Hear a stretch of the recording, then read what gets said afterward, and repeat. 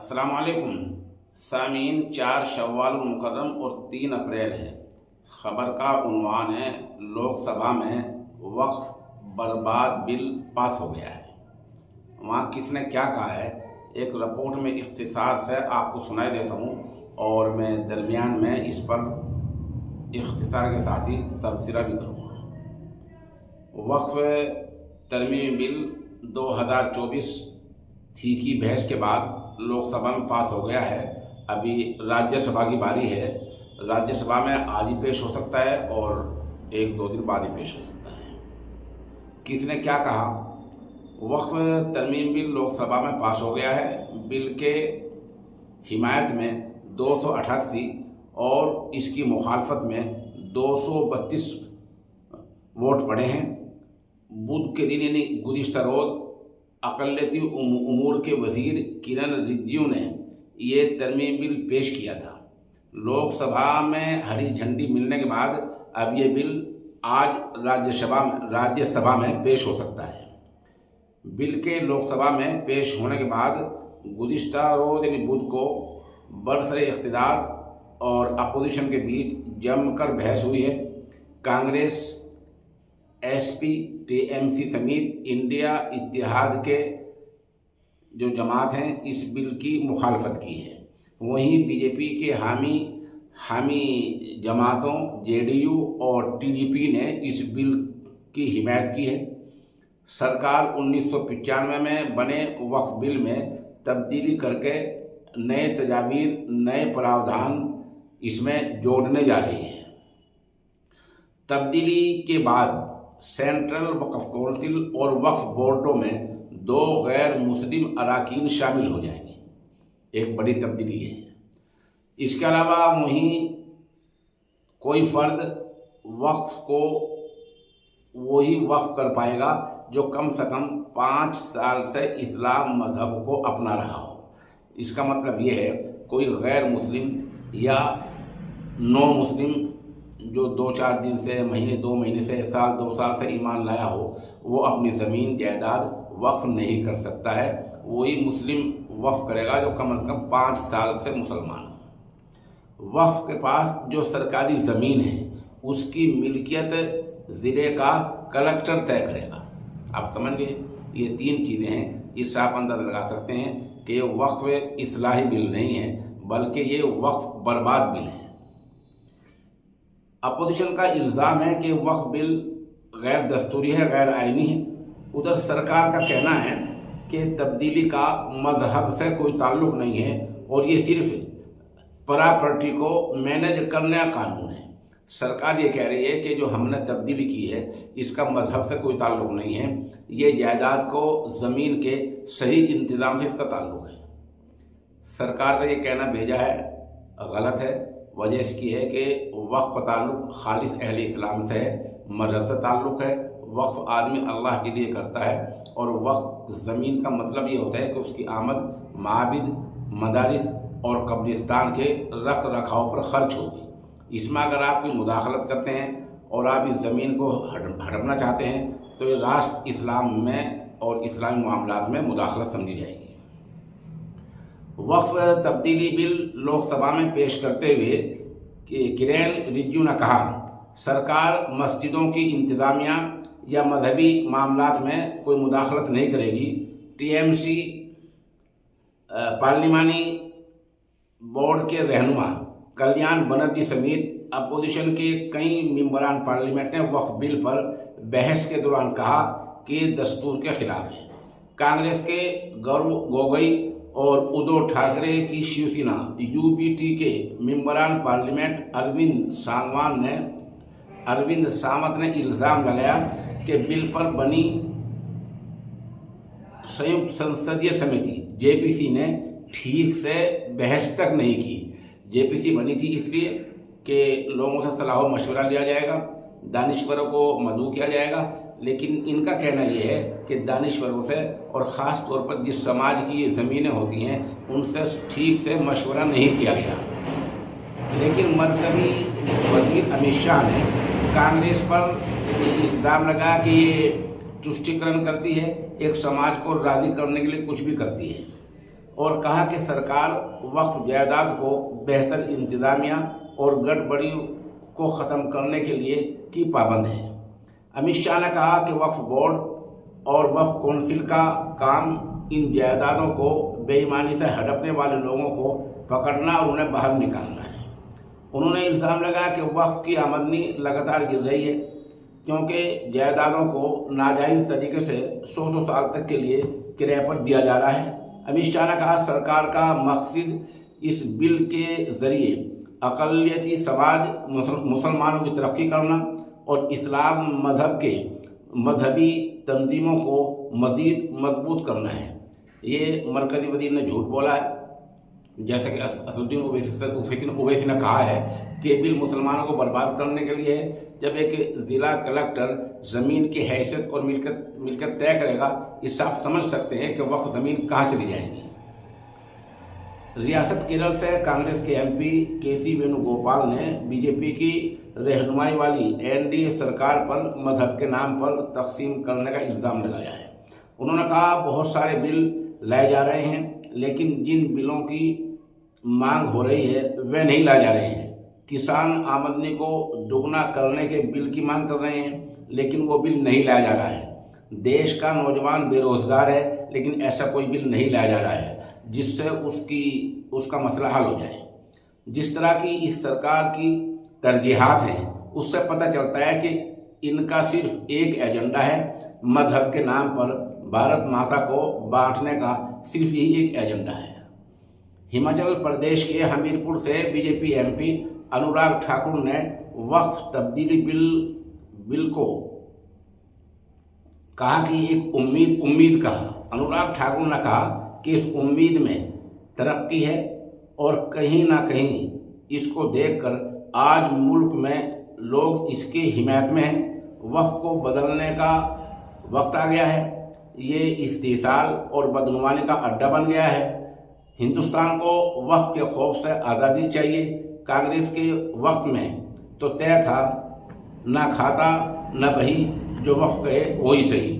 انوراگ ٹھاکر نے یہ بھی کہا کہ یہ مذہبی جاگیرداری ختم کرنے کا بل ہے۔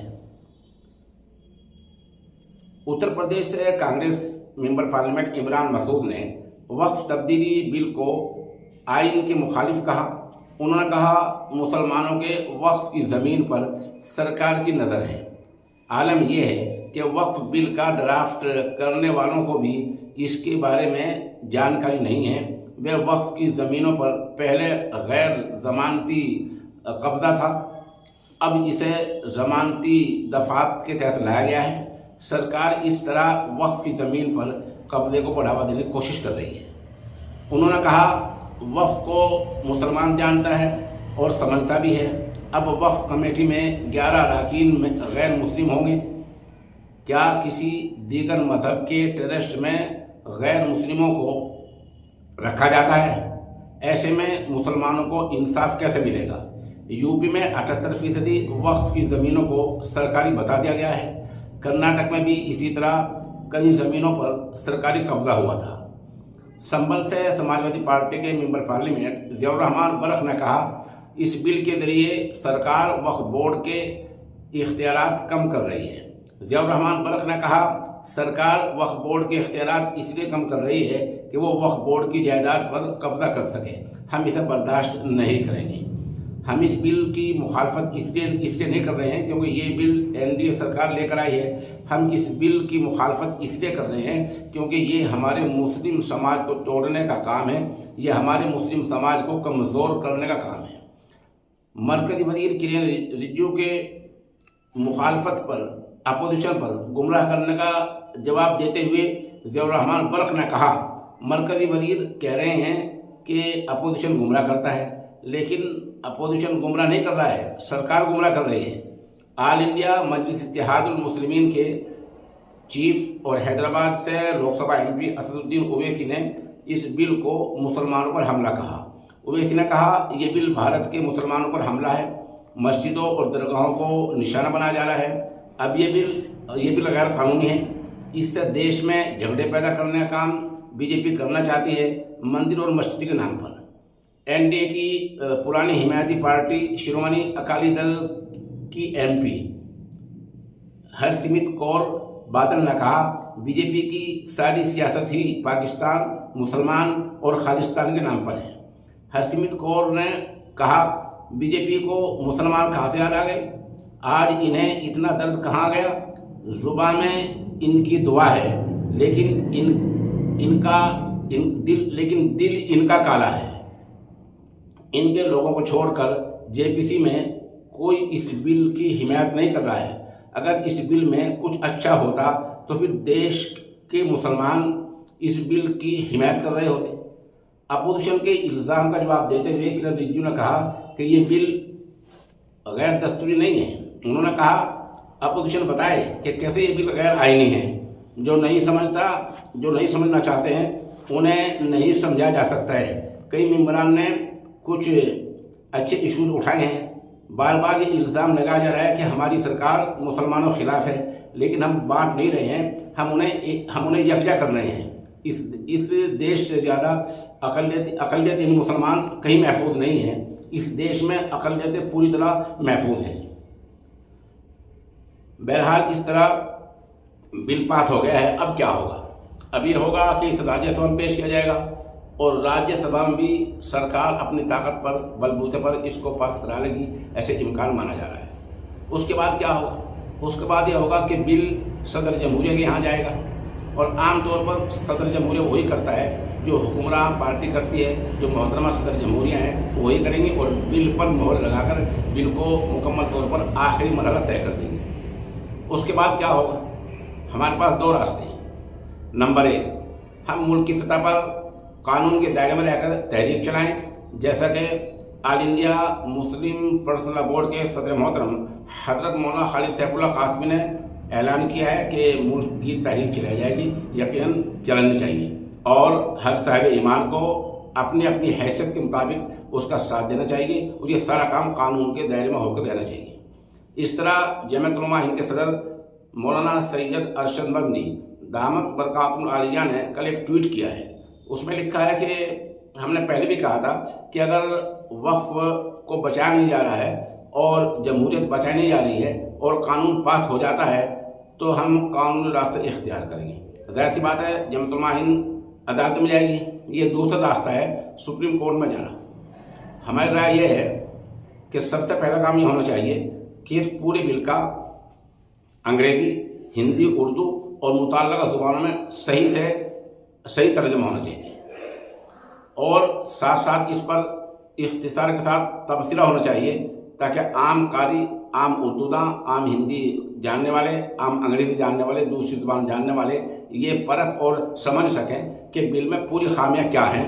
ابھی تک ہم کہہ رہے ہیں کہ ہم بل کے خلاف ہیں، ہم اپنے بڑوں کے کہنے پر ایسا کہہ رہے ہیں۔ اگر آپ اس کا ترجمہ کر دیں گے تو ہمیں صحیح پتہ لگ جائے گا۔ دوسرے کہ ابھی سے وکلاء کی ٹیم تیار کی جائے اور مشہور، دانشور اور باشعور وکلاء کے ذریعے اس مسئلے کو سپریم کورٹ میں اٹھایا جائے۔ یقیناً کچھ دفعات ایسی ہیں، خاص دفعہ 40 اور بہت سی دفعات ایسی ہیں جن کو لے کر سپریم کورٹ غور کر سکتا ہے اور معاملے کو آئینی بحث کے حوالے کر سکتا ہے اور سپریم کورٹ کو دونوں اختیار ہیں۔ بل پر اسٹے بھی دے سکتا ہے، حکم امتناع بھی جاری کر سکتا ہے اور سپریم کورٹ جو تبدیلیاں ہوئی ہیں ان پر بھی روک لگا سکتا ہے اور سپریم کورٹ مزید تبدیلیاں اس میں کر سکتا ہے۔